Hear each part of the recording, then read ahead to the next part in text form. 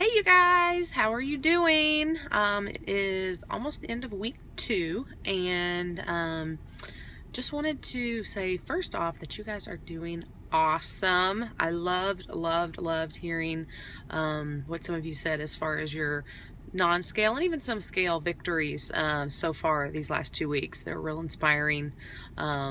And I appreciate you all sharing it. I know if it's inspiring me, you're also inspiring other people in this group. So the more participation, the better. So just know you're doing it for more than just you, and we all can help each other out and lift each other up.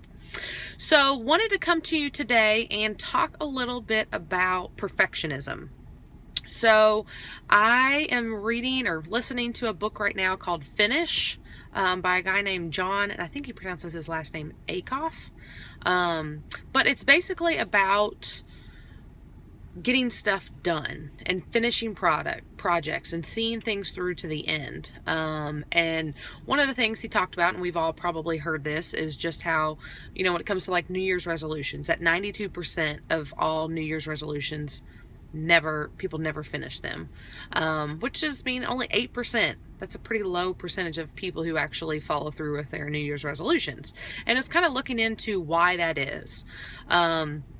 And one of the things that he talked about was perfectionism. I think in our culture nowadays, and even in our families, maybe you have older, grandparents or parents who have told you that, and really kind of instilled that view of perfectionism, getting grades, a B's not good enough, you got to get an A, those kinds of things.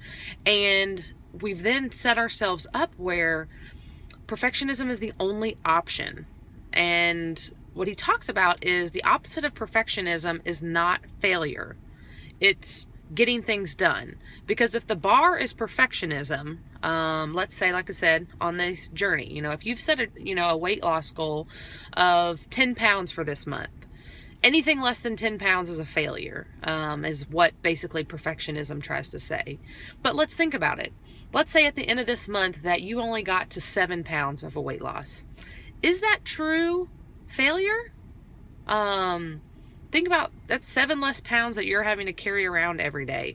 That's, all the other healthy improvements that you've made with your body, for yourself and your body, all the drinking of shakes, all the nutrients and things like that are now fueling your body. So it's not really a failure. And it's something that I've had to swallow just recently, where my goal was to hit 50 pounds of weight loss by this past Saturday.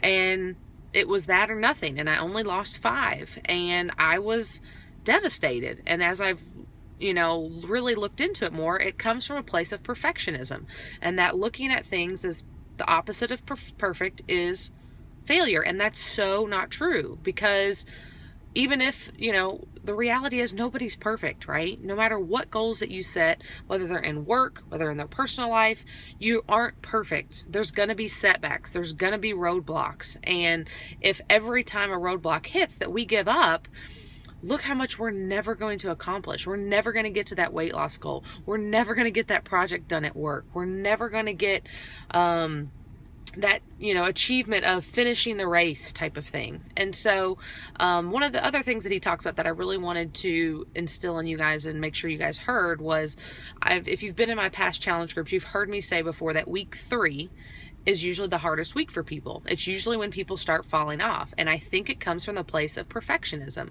because by that time, something has come up in your life potentially that's prohibited you from being perfect. Whether it's you've done every single workout every day on your, on the your workout calendar, and then, something happens to where you miss a day. And what so many of us do is say, well, shoot, I missed a day. I'm just going to throw in the towel and just say, forget it. I can't do it.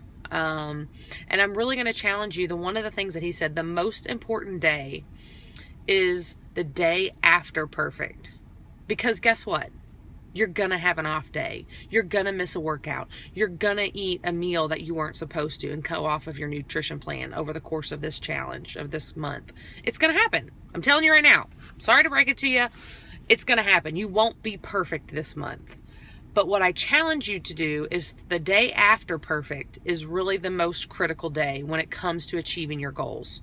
And that's because that's when the, what is it? What's the saying? The pavement hits, no, the wheels hit the pavement, rubber hits the road. That's what it is. And you make a decision of, okay, I'm not perfect, but I'm going to keep going because meeting my goals is worth it. And so that's what I really want to challenge you to think about, and accept that you don't want to be perfect. You're not going to be perfect. That bar is unachievable. But what is achievable is finishing, of getting to the end and achieving the goal that you wanted to, which is to finish. Because I promise you this, even if you don't achieve the goal that you set, finishing in itself is an achievement. And you will be that much closer to hitting whatever goal it was that you set for yourself. So, like I said, the day after perfect, you're going to have it. You're going to come up against the day after perfect. What decision are you going to make? All right? So think about that. So for today, what I want you to think about is, what are you going to tell yourself on that day after perfect? And maybe you've already had that day. And what did you do to keep yourself going? So share that today for all of us, so we can all lean on each other, and if borrow each other's ideas, so we can push past the day after perfect. Because like I said, that's the most important day during this challenge. And that's really where you need to focus on and be prepared for. All right. Well, have a wonderful, wonderful rest of your day. And yeah, we'll see you on here. Looking forward to what everybody has to say and share. See ya.